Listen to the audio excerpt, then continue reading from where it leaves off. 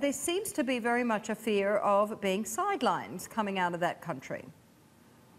Yeah. Thanks for having me on. And Japan's really the only one of the former six-party from the six-party talks now that has not had direct talks with North Korea after this meeting with Trump and Kim. So I think Japan does feel a little bit on the outside looking in. We saw, as far as Japan's concerns, I mean, they're really twofold. I mean, one of them is really focused on making sure that any deal does not discount Japanese security interests specific to the missiles and the delivery systems. I think Prime Minister Abe is very concerned of any deal that might shortchange on the short-range and medium-range missiles. And the second element, of course, is on the abductions. And I think that we saw that most recently in Abe's visit to Washington, that he was able to secure a commitment from President Trump to address this in the meeting with Kim. Whether this actually happens or not, and there's any progress, we're not sure. But these are really the Japan's main two concerns.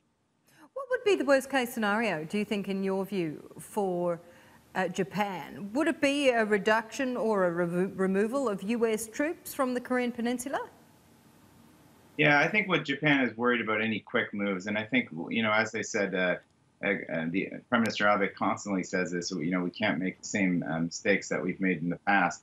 I think what he means by that is that we can't be making any concessions to the North Koreans without, number one, verifying that they're going to follow through on their commitments, but also getting concrete promises. So something so large as reducing or potentially withdrawing a U.S. presence from South Korea would have adverse effects for deterrence, and I think Japan would not enjoy such a development. Of course, the issue of its abducted citizens is very much the one that Prime Minister Abe has talked about on more than one occasion. Do you believe that this is actually going to be brought up in tomorrow's summit?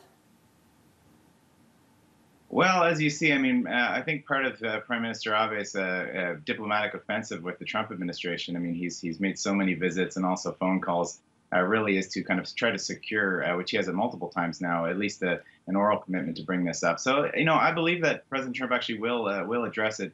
The problem is that this has never been a great priority for any U.S. administration, even though the Trump administration has taken a greater interest in it. So we shouldn't have illusions that this is become a great priority for the U.S. in its negotiations with the North. So how much time and how much emphasis he puts on this, I think, is questionable.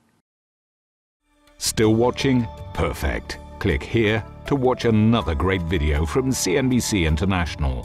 Oh, and don't forget to subscribe. Thanks for watching.